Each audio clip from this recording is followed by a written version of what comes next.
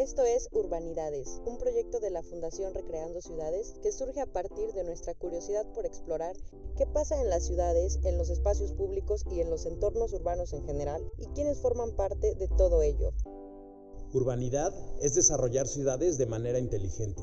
Urbanidad es mi barrio. Urbanidad es no tirar basura. Urbanidad es el arte callejero. Urbanidad en mi parque. Urbanidades Podcast. Comenzamos. Hola a todos, bienvenidos a otro programa de Urbanidades. Y como ya saben, en ocasiones anteriores hemos estado platicando sobre la importancia de las barrancas en Cuernavaca, nuestra ciudad. Ya tuvimos episodios de la barranca de Amanalco, del Salto de San Antón, pero Cuernavaca tiene más de 200 barrancas, de las cuales gran parte están contaminadas, tristemente.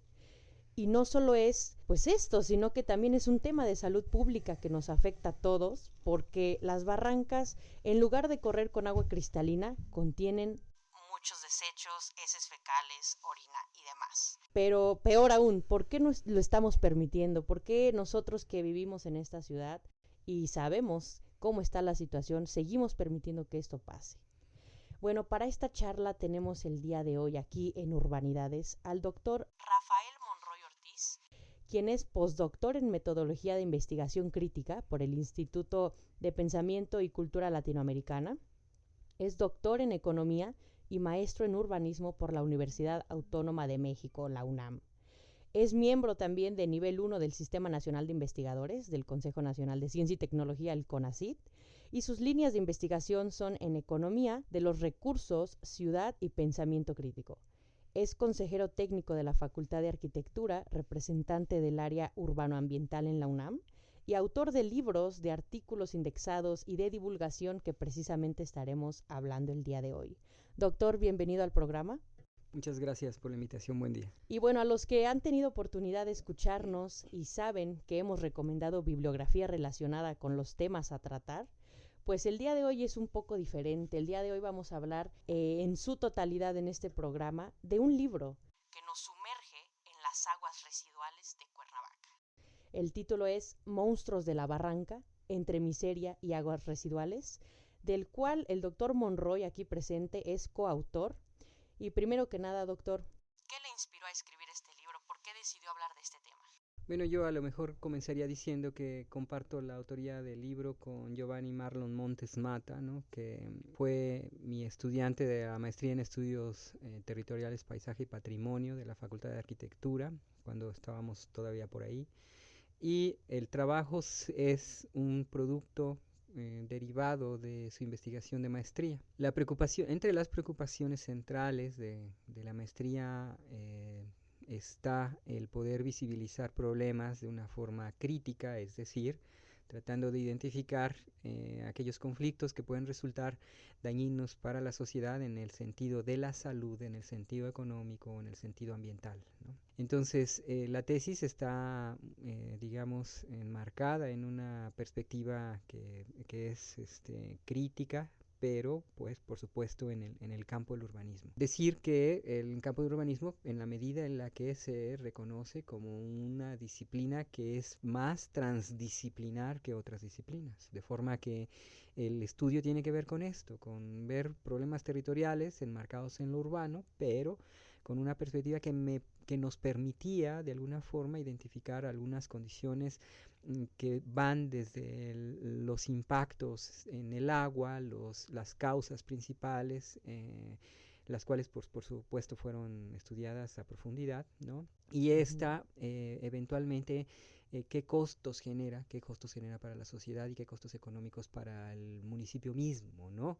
Entonces ese es, digamos, el marco general de la obra que compartimos hoy. No, está muy interesante y sobre todo pues también felicitar aquí al compañero Giovanni Marlon. Yo también soy egresada de esa maestría y pues igual mi tema es en parques y áreas verdes, es por ello pues que traemos el día de hoy esto. ¿Cómo se planteó esa estructuración para hacer el libro, doctor? Cuéntenos un poco más de eso. Bueno, desde que nos posicionamos pues para un estudio transdisciplinar del territorio ubicado en la ciudad y de una forma crítica, nos empezamos a preguntar si se sabe muy bien en este momento que Cuernavaca enfrenta problemas serios de agua, ¿no? En primera instancia pues no habría el agua suficiente para toda la comunidad. Y en segunda instancia, el agua que sí disponemos no es tratada. Okay. Entonces, esto nos llevó en primera instancia a colocarnos frente a los problemas del agua. Después decidimos que debíamos ver el asunto de qué tanto contribuía el entorno urbano a la contaminación del agua, y entonces ahí empezó, digamos, una búsqueda muy profunda, ¿no? En donde fuimos encontrando poco a poco que ni tenemos la capacidad suficiente de tratamiento del agua que se genera en primera instancia, habiendo 8 o 9 plantas de tratamiento, no todas están en operación, solo una estaría en operación, no hay una interconexión en la red de drenaje, porque pues la ciudad tiene barrancas, es cruzada por barrancas, y por lo tanto no existe la forma de comunicar, digamos, la red domiciliaria hacia el tratamiento. Entonces no están conservadas, pero tampoco están conectadas, de forma que eso a qué lleva a que toda la ciudad, o el 60% de lo que se genera en aguas residuales, sea vertido hacia las barrancas. Entonces las barrancas pues están recibiendo un volumen impresionante de residuos domésticos e industriales y de servicios, etcétera, porque no existe una red de tratamiento adecuada para ello, ¿no? Así es, tristemente vivimos en esta ciudad así, pero bueno, hay que tratar poco a poco de incidir positivamente y lograr de alguna manera cambiar este entorno. Leyendo este libro, que me pareció bastante interesante, que por cierto les recomiendo, veo que se compone de 6 capítulos. Yo cuando lo empecé a leer identifiqué 2 temas principales que se tocan. En primera instancia, pues se habla de los mosquitos como tal, estos seres que habitan ahí y que se reproducen en este tipo de espacios, y además, pues al estar contaminado el entorno, ellos también transmiten enfermedades por obvias razones, ¿no? Nosotros vemos a los mosquitos como seres diminutos que podrían ser inofensivos, pero la realidad es que se desarrollan en entornos contaminados, en aguas residuales, y por obvias razones se vuelven portadores de enfermedades, ¿no? Y por otro lado, se describen justamente estos entornos ya a profundidad en donde los mosquitos proliferan. Incluso que usted les llamó aquí en el libro las favelas de Cuernavaca, ¿no? Muy interesante ese término, me pareció bastante adecuado. Y pues explíquenos un poco a qué se refiere con esto de las favelas. Bueno, las ciudades en términos generales son estructuras que sirven a un propósito de reproducción del capitalismo. Eso implica que tenemos una gran concentración de personas que son trabajadores y una gran concentración de servicios en donde se distribuyen mercancías que son consumidas eventualmente, pero también áreas de producción. Entonces la producción de mercancías por una parte, la concentración de población doméstica y la concentración de servicios para la distribución de bienes, pues son centrales en todas las ciudades. El asunto está en que todas las ciudades en este momento, si se ve en un plano de planeta, tienen una proporción que deriva de una estructuración poco planeada. Claro. Y esto, por supuesto, en los países subdesarrollados con mayor frecuencia. Entonces significa que tenemos periferias que se expanden de forma orgánica, ¿no? Y que van un poco incrementando el área de la ciudad. Pero en esa organicidad existe poca consolidación. Entonces, la poca consolidación ha llevado a discutir, por lo menos en los círculos académicos, que esas periferias son concentraciones humanas con pocos servicios, pocas condiciones de vida o condiciones de vida inadecuadas para la población, que le califican o que le clasifican como asentamientos irregulares, colonias populares, favelas, sutongs para el caso chino. Es decir, esta condición se reproduce en todo el planeta, y en todas las diferentes regiones se ha ido discutiendo con un concepto que le asimila por estas cualidades. Y de alguna forma, para nuestro caso, nosotros la favela es para el caso de Brasil, ¿no? Entonces son Así periferias, expansión urbana periférica con poca consolidación, igual que la nuestra. Y la coincidencia está en que, bueno, en Río, en Sao Paulo, que son, digamos, las ciudades más grandes con estas expansiones urbanas famosísimas, pues les han denominado favelas y nosotros quisimos un poco utilizar la analogía de favela. Pero por supuesto se refiere a esto, a una área urbana en expansión sin ningún tipo de consolidación para la condición de vida de la gente, ¿no? Así es, si me permite voy a leer aquí una cita de este libro me pareció muy correcto esta descripción, que habla de el desorden urbano capitalista acrecienta a los índices de pobreza de quienes habitan las periferias, dando paso a la acumulación de condiciones de miseria. Esto también lo conversábamos la semana pasada con nuestro amigo Flavio, también, que él es urbanista experto, y que nos platicaba un poco de estos temas, cómo es que las ciudades van creciendo, se van desarrollando y muchas veces pues ese desarrollo no alcanza para todos y se forman estos cinturones, ¿no? Estas áreas, ciudades dormitorio les llegan a decir también, y pues todas las condiciones que giran en torno a estos espacios. Ahora, también me gustó mucho una frase que describe que las barrancas contaminadas son como el jardín de niños de los mosquitos, ¿cierto? ¿A qué se refiere con esta frase, doctor? Bueno, lo que pasa es que, dado que es un estudio de corte transdisciplinar, es decir, en donde involucramos a muchas disciplinas, ¿no? Habría acá un gran tema a hablar de con quién tuvimos que hablar para poder escribir el libro, ¿no?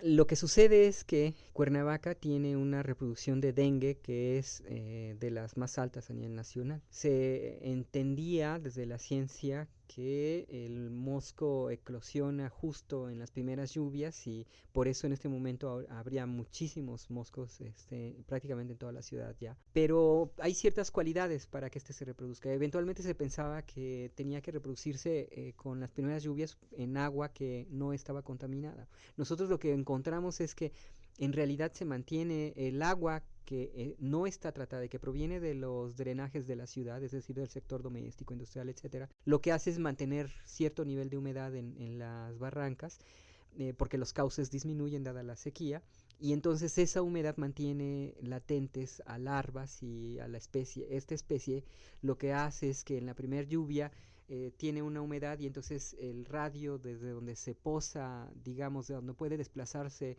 la especie es de 1 kilómetro más o menos. Entonces, ¿qué es lo que hace? Hay más humedad y puede viajar de ese sitio a otro, de forma que eso es un jardín en la medida en la que se mantiene vivo para larvas y para especies, porque además son varias especies, mientras está la sequía. Y entonces en la primera lluvia estos se empiezan a distribuir y es logarítmico el asunto, porque de pronto encontramos en los 1800 aquí en la universidad moscos, y ya hay salones llenos de moscos, por ejemplo, ¿no? Estás dando clase y estás ahí peleando con moscos. ¿Y qué es lo que pasó? Pues se encontró con un poco de humedad, pero proveniente de haberse mantenido la especie durante todo el año, la parte de sequía más importante, en las barrancas. Entonces en realidad estamos criando a las especies mientras no hay humedad, con una humedad que es contaminada y que eventualmente se distribuye hacia la ciudad. Por eso lo denominamos así, ¿no? No, muy interesante, sí, y de hecho, pues, esto no lo sabemos, muchas veces no lo vemos, ¿no? Es algo que ya convivimos con ellos, vemos a los mosquitos y ahí los tenemos, pero sí va más allá de todo esto, tiene una profundidad que no vemos a simple vista y que justamente con este libro, pues, se resalta, ¿no? ¿Qué vivieron? Cuénteme su experiencia en el campo, en su expedición, cuando fueron a las barrancas. Bueno, son varios kilómetros de barrancas, ¿no? Son muchas barrancas. Y entonces nosotros, en primera instancia, decidimos identificar, digamos, el catastro de drenaje para saber en dónde estaban los puntos de descarga hacia las barrancas. Estoy hablando, pues, ya de la parte técnica, ¿no? Claro. Identificamos la ciudad, no trata su agua, ¿no? A eso en algunas otras artículos publicados en varios lugares, ¿no? Hemos explicado que tuvimos que identificar los sitios en la barranca misma y entonces se bajó y se hizo una muestra estadística de 311 puntos de descarga que contiene la ciudad, que yo debo decirlo pues públicamente, es parte de la subcuenca una de la segunda o la tercera más contaminada del país. la subcuenca del río Apatlaco. Uh-huh. Y eso, bueno, poco se sabe, ¿no? Hay un grupo de ciudadanos que interpusieron una denuncia en torno a ello para poder decirle al municipio, oye, mira, hay que tomar cartas en el asunto, ¿no? También fuimos parte, digamos, de ese proceso político, ¿no? Un poco nos sentamos incluso en el 4º Juzgado de Distrito Federal para hablar con la juez explicándole que nosotros teníamos como un análisis suficiente para generar una estrategia de atención al conflicto, ¿no? Y le expusimos esto que estamos platicando ahora. Esa red de drenaje la caminamos justo, primero identificamos, georreferenciamos las 311 puntos en un sistema de información geográfica, luego sacamos una muestra estadística, de esa muestra estadística nos pedía que hiciéramos 70 muestras, 78, 79 muestras, y entonces bajamos a las muestras. ¿Cómo identificamos las muestras? Pues con una cubeta y por el método volumétrico vas y mides el volumen en un tiempo para saber cuál es el caudal generado por cada dren, por cada tipo de uso del suelo. Eso significa 70 distribuidos en todos los usos del suelo, ¿de acuerdo? Entonces todo lo habitacional por nivel de densidad y calculamos el volumen generado diariamente por la ciudad en términos de agua sin tratar. Ahora mismo podríamos hablar de los millones de litros de agua que se generan, pero el cálculo fue bajando. Entonces eso significa que caminamos 60, 70 kilómetros al nivel más bajo de la barranca y identificando el sitio de descarga. Tenemos fotos, videos de todo esto que estamos eventualmente generando, videos de divulgación, etcétera, ¿no? Y a partir de ahí, bueno, tenemos la muestra con datos suficientemente sólidos en torno a cuál es el nivel de contaminación de la ciudad o de qué forma Cuernavaca contribuye a la contaminación de esta subcuenca, que es una de las más contaminadas del país. Y por ejemplo, a mí, mis amigos, cuando me ven que ando en campo, que ando fuera o subiendo fotos de lo que hemos hecho con Recreando Ciudades, pues siempre se imaginan que las barrancas todavía son ese paisaje idílico, de cuento, de naturaleza, que se siente la frescura y todo, pero ya tomando en cuenta todos estos datos, ¿usted cómo describiría ese paisaje ya que bajó a las barrancas? La periferia urbana se manifiesta con mayor agudeza justo en las barrancas, ¿no? Entonces ahí es en donde se encuentran las favelas, ¿no? O los asentamientos irregulares, en la condición de vida más grave, en donde no hay dren, no hay agua, apenas hay luz, hay mucha violencia y todo tipo de conflictos, ¿no? Entonces, ¿qué es? Son espacios que no tienen una atención particular en términos urbanísticos. Entonces, bueno, ahí hay un trabajo que hacer, ¿no? Que será seguramente motivo de algunos otros trabajos, pero que tiene que ver con poder atender las condiciones de vida de la gente. Nosotros de pronto dijimos, si la gente está viviendo entre agua, porque llegamos a tomar fotos de niños jugando en el agua bastante contaminada y un montón de... entonces la idea era, bueno, ¿qué hacemos con eso? Entonces, ¿por qué no en conversación con la gente generamos una estrategia que sea colaborativa con el Estado? El Estado que ponga una parte de material o de ayuda técnica, mientras ellos ponen la mano de obra y algún fragmento de su territorio para poder ahí elaborar básicamente pequeñas plantas de tratamiento, ¿no? Pequeñas plantas que en realidad son tanques sépticos, ¿no? Pero que de acuerdo a la volumetría calculada podrían muy bien servir. Es decir, una estrategia colaborativa que ya digamos incide en una planeación que revierte de alguna forma esta creciente desigualdad que se manifiesta en esos sitios. Sí, sobre todo ahora, ¿no? Que ya tenemos nuevo gobernador electo, entonces sería cuestión de voltear a este tipo de acciones, de iniciativas ciudadanas, hay que reconocer, empezaron de manera ciudadana y colectiva para poder incidir de manera, pues, ya más directa, ¿no?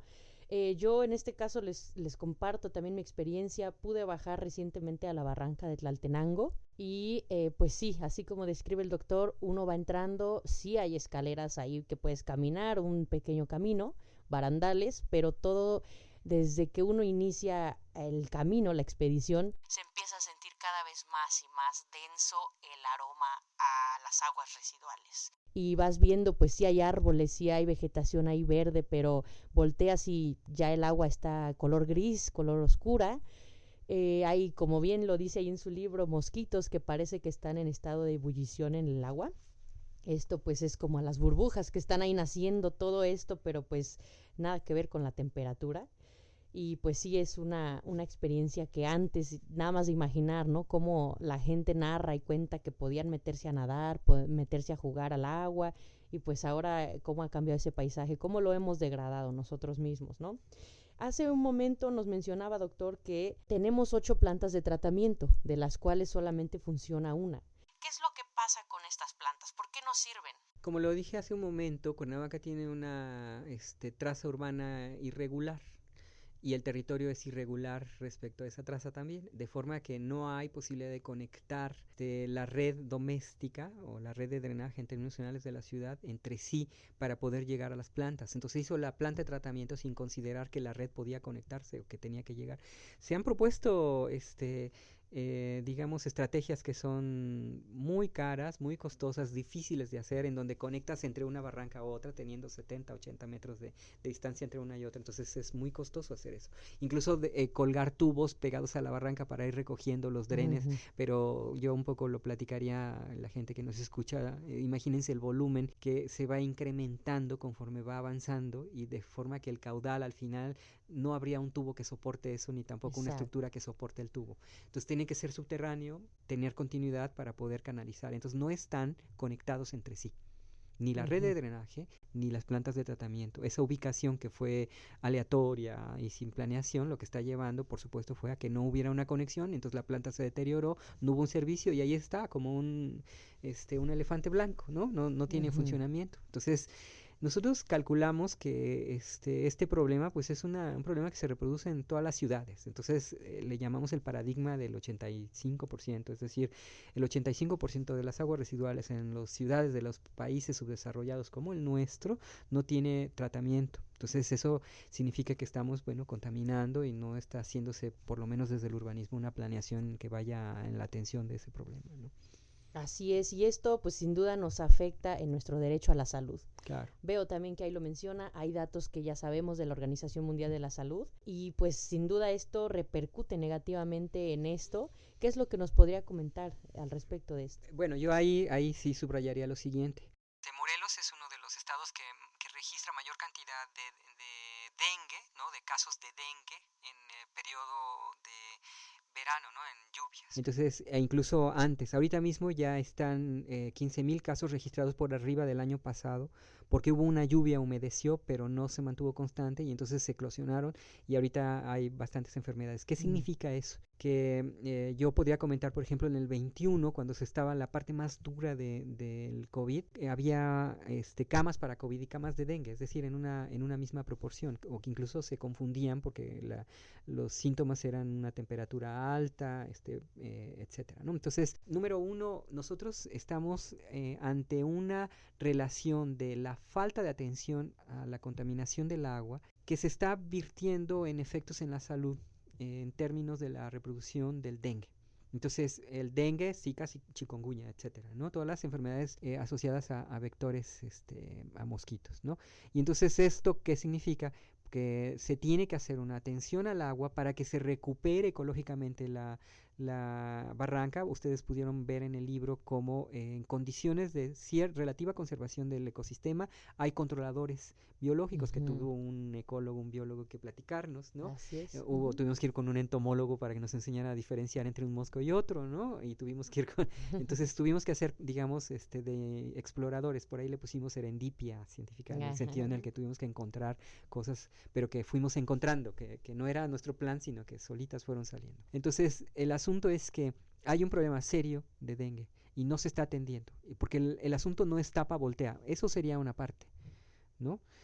O la otra parte tendría que ser, tratemos el agua de forma en que no mantengamos un jardín de niños de mosquitos, para que cuando venga la lluvia haya suficientes controladores biológicos, y esto mantenga, digamos, regulada a la especie.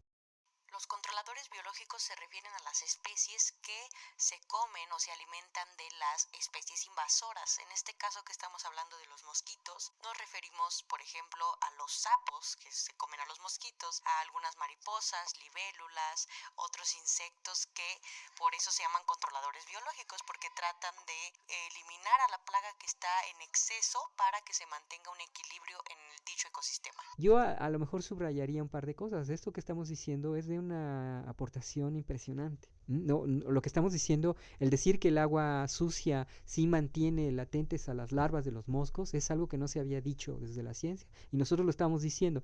No, resulta interesante que nuestro arbitraje para este documento no fue aprobado en ninguna parte y fue aprobado en Springer, no en Suiza. Mejor no, allá nos aceptaron algo que Qué tenía... barbaridad, qué raro que nos apoyen mejor afuera que aquí. Sí, claro, y yo además subrayar que, digamos, el documento base, el trabajo fuerte que hace Giovanni, porque a él es a quien hay que darle el 90% del crédito del asunto, yo fui un acompañante, ¿no?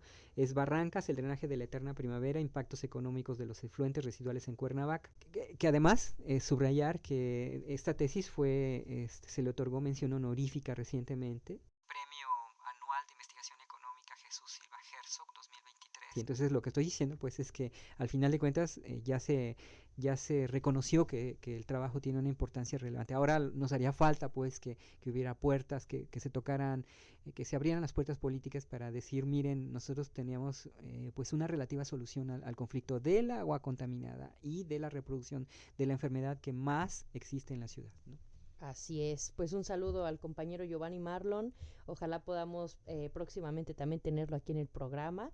Y ya para cerrar, doctor, sobre todo a quienes nos escuchan, si no han tenido la oportunidad de leer este ejemplar, este libro, pues realmente, aunque pareciera que vienen muchos datos complicados, científicos, mapas, tablas, realmente la lectura es muy amena, es fácil, es entendible.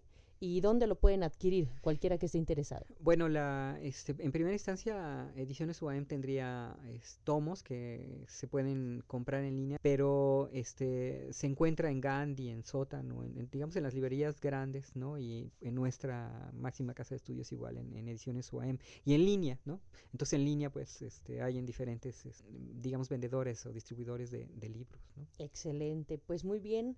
Mencionar algunas redes sociales por si quieren contactarlo, doctor. Bueno, nosotros tenemos en el Facebook, que es la que más nos ha servido para comunicar lo que hacemos, se llama Colectivo de Estudios Regionales, que tenemos básicamente todas las reuniones, publicaciones, participación en congresos, etcétera, en donde estamos un poco divulgando la ciencia que hacemos acá, una ciencia urbano, territorial, regional, económica, social, es decir, transdisciplinar, ¿no? Y como este trabajo, pues hay muchos que tienen, digamos, que están corriendo sus cauces de divulgación, que estamos ahí tratando de tirar algunas puertas para que se pueda visibilizar que estamos encontrando muchas cosas de este tipo, ¿no? Excelente, muy bien. Pues bueno, también les recordamos las redes sociales de aquí nosotros, de Urbanidades. Nos pueden encontrar todos los viernes a las 3:30 de la tarde a través de Radio UAM en todas sus frecuencias. También tenemos episodios en Spotify que ahí van a ir saliendo próximamente, o en Facebook o Instagram como @recreandociudades. Y bueno, chicos, para seguir el diálogo, déjenos aquí en los comentarios, compartan a alguien que le pueda interesar este episodio. Seguimos en sintonía, nos escuchamos a la próxima.